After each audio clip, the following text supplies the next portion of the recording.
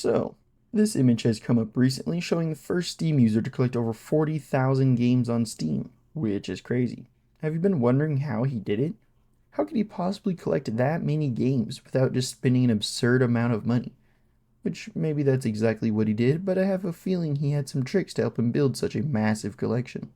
Now, I'm nowhere near 40,000 games, but I have quite a few games on Steam. More than I'll ever play, that's for sure, and a good 80% of them I haven't technically purchased. Yes, I bought them in one way or another, but not directly adding the games to my cart and buying them. So, if you're someone who's in the market to build an absurdly massive library of Steam games, a thick stack of digital games, someone who wants to endlessly scroll up and down your Steam library desperately trying to decide what to play, well then stick around. Because in this video I'm going to show you my methods on how to acquire so many games that your played to unplayed ratio is going to be extremely unbalanced, just like mine.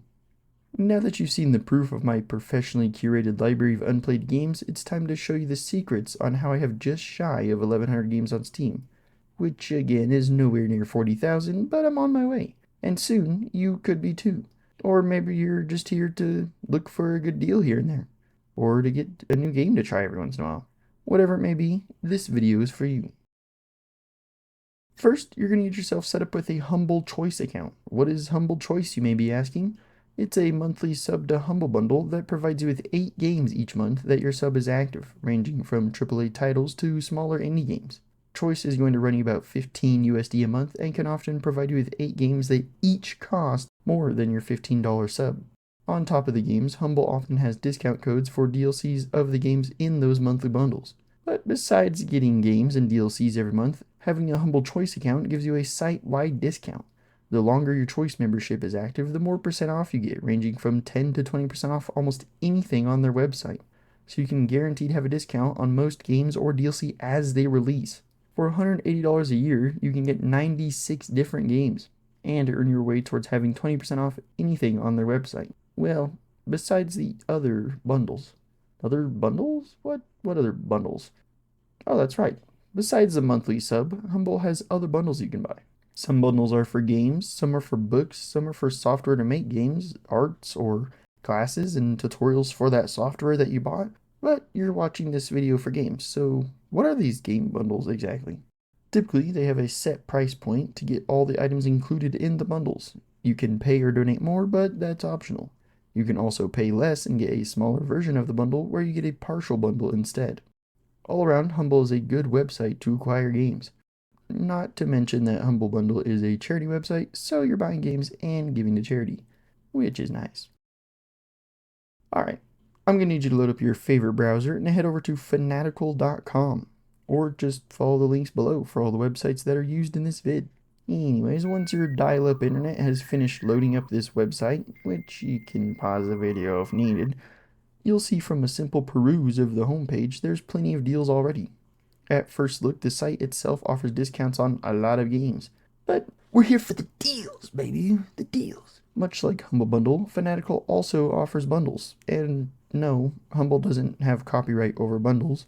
The main difference is Fanatical lets you choose or build your bundles, allowing you to pick out each game that you're interested in, and not paying for ones that you would actually never play.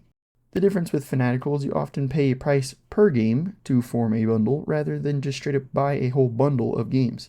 And yeah, okay, a lot of the games on these sites aren't huge titles or the biggest and most popular games, but if you want to be stuck playing Madden and COD all your life, then be my guest. Seriously though, some of these games are pretty cool if you give them a chance. You know, like I totally do.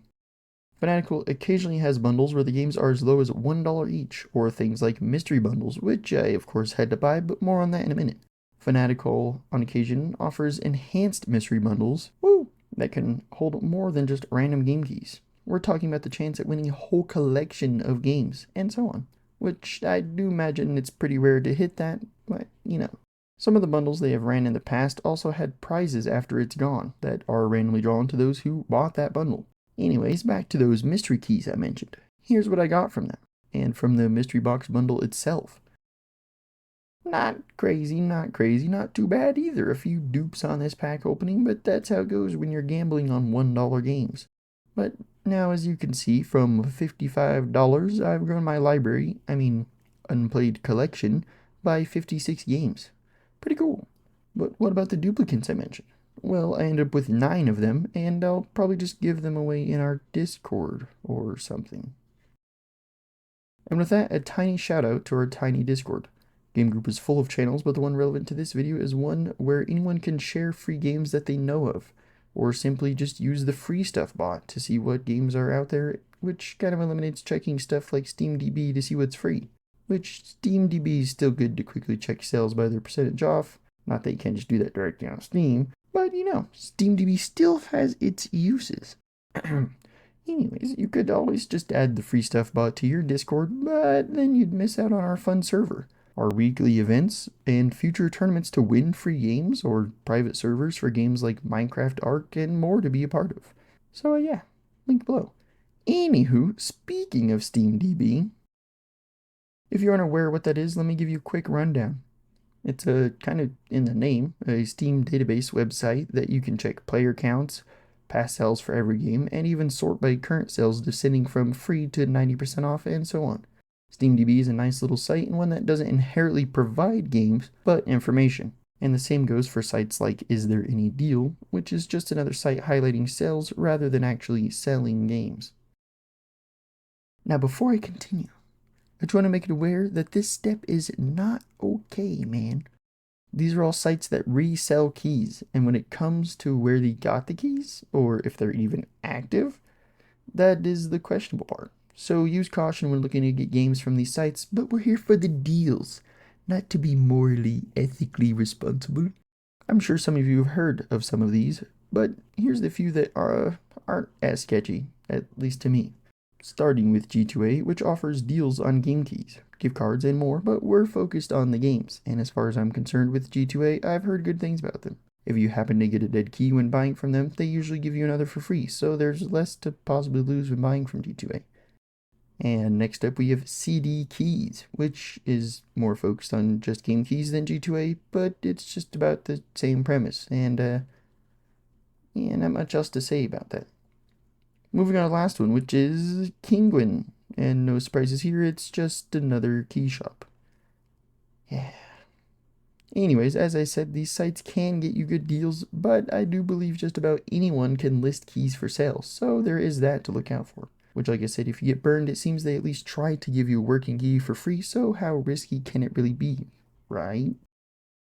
For our last but definitely not least, I'm gonna need your help with this one, seeing as I only know about one personally, so if you're aware of any more of these, please share below. I'm talking about events from the community. This one I know of specifically is the Yogscast Jingle Jam, a charity event ran in December that has the incentive of games if you donate to charity. Last few years, the minimum you've had to donate to get access to the games is £35, which is about 42 USD, give or take. And for about 40 bucks, you can get a lot of games. Sometimes even bundles of games within the collection of games you just bought. Or things like special in-game items for COD, DLCs, and so on. Which, if you knew about Fanatical or Humble Bundle already, chances are you might have heard about the Jingle Jam. But if not, you better set a reminder for this December to go check it out. Donate to charity and get loads of games on top of it. Alright, I think that's about all the steps that I have in store. And I don't know all the secrets, so if you have any more and will let us in on them, please share below.